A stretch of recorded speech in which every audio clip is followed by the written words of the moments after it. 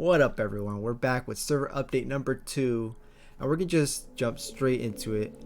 In my last video, I said the GPU I had was fine for my media center, but I wanted another GPU so I could view the command line in my Proxmox server.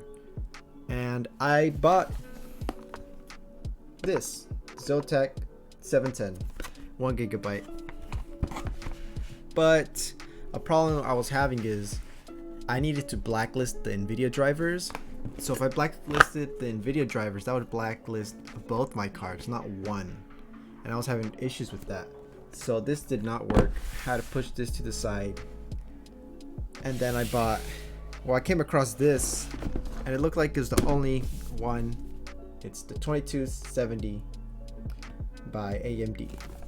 And these are nice cards, but they're both in the box. So now you're wondering, why aren't I using it? Well, for some reason, I don't know if it's an issue with my motherboard or something with the software and my configurations, but I couldn't get my server to boot onto one of these GPUs. So the command line would always use the full 16x slot. So I tried looking into my BIOS and stuff like that, and I wasn't really working. I was thinking maybe I would find something in there. If you have a solution to this, let me know. But for now, I think it's fine. I could use that slot for another project, which I'm thinking about doing. But it's getting like really crowded in there. I might be outgrowing my server already. I'll talk about that soon. But let's talk about the other part. The other piece of hardware I got is a 1 terabyte NVMe, crucial for my VMs because I needed more space, because 256 gigabytes wasn't really cutting it. So I was able to back up all my servers and then put it onto the NVMe. The way I did this is I had both storage devices connected, and then I just copied them over by cloning them. And then another hardware update I did was I was actually able to I wouldn't say overclock, but I was able to clock my RAM to 3000 megahertz, and that was successful. For some reason in the past when I tried to do that, it wasn't working, but I'm glad that's working now. So we're not the full speed of my RAM, but it is an improvement, like a way bigger improvement.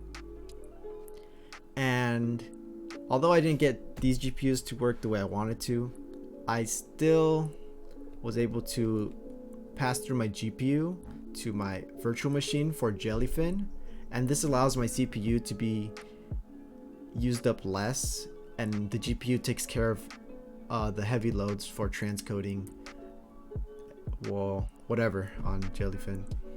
And then this allows me to have more CPU power for virtual machines. I know, like, for my Jellyfin server, people aren't watching movies all the time, but when they are, I would like my virtual machines to have as much CPU power as possible. And the only thing that's really stopping my server right now is my internet speed. My internet speed is pretty crappy. By the time this video is uploaded, or by the time you're watching this, I would already have upgraded my internet, so don't even worry about that. And then I'm just really loving my server. It's not here anymore like it was. It's finally in the other room, and I'll post pictures of this because it's amazing. I have my server on the bottom. I know it's on top of carpet, but the power supply has the fan faced up so it doesn't suffocate, and it does get dusty. I need a new spot for it. And then my printer's on top. It's a big printer and it doesn't fit on the bottom. I could explain because the floor is carpet, and the printer's not gonna run well on the carpet because I can't pull out the tray for the paper. And then on top of the printer, this is a lac rack, by the way, and I have my Ender 3 printer on top, and then on top of that I have my filament and stuff. And this is really cool, and it kind of segues into what I like, which is containers and Dockers. It's like my favorite part because almost everything I run in a Docker container, and that's well, let's take a look at my Homer here. I have quick links to my gateway, Proxmox, TrueNAS, Guacamole. I don't know why I read it like that. Portainer. I have 2 Portainers, one for one of my virtual machines and one for my VPN virtual machine. And I also have Nextcloud, Octoprint, Bitwarden, Jellyfin, and Comga. So these are all containers I really like. Also run some Minecraft servers and Octoprint. I just said Octoprint. But Octoprint is really cool because now I could use my phone and I could like monitor my print via VPN from anywhere. Like I'm out. I don't even go out that much because we're in quarantine. But I can. And then also I have Nextcloud. So all my photos from here go to my server via VPN. So it doesn't have any outer access. Only I have access to it. And I use Molvad. And it's been great. It was tough in the beginning. But once I went over that slope, it all went downhill, and I've been having a blast. I haven't really touched too much on my server, but I do want to do some more things in the future, which is what I was getting to in the beginning. I might want to virtualize pfSense so I could have a virtual router, but I need to buy a network card, which I might use that slot that I was talking about instead of a GPU, but I'm still thinking about it. I might be outgrowing my server because if I use that router and then I'm gonna have to start it on boot, but then if it doesn't work, I don't really like starting my virtual machines on boot because I've had some problems with that and it was kind of scary when I was doing GPU pass through. And I also passed through my SLI card to TrueNAS. So yeah, that was really cool. I was like, is it called TrueNAS or FreeNAS? But it's called TrueNAS. I get confused. Even though I was even using FreeNAS before, I get confused. So yeah, for TrueNAS, I passed in an SLI card. I had to flash that card. Wait, did I talk about that in the last video?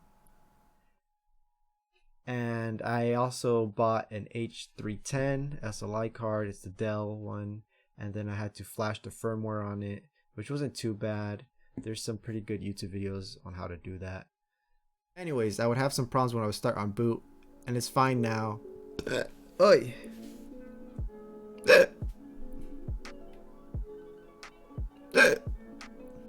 So I don't have that option enabled, and I don't want to have all my fish in one bucket because this is be like a single point of failure. If my server goes down, then my internet would go down.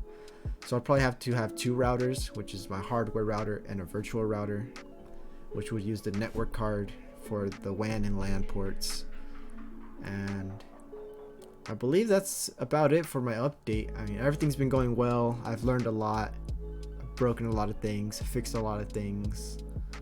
And now I could just Homelab, and I'm getting a alarm for my class. But it's Veterans Day, so I have no class today. So yeah, I think that's about it for the update. Subscribe to my channel. I'm trying to reach 100 subs. Once I get 100 subs, I'll be buying more equipment to make the video quality better. Join the Discord below. I made it just this week. And leave a like if you liked the video. See you on the next one.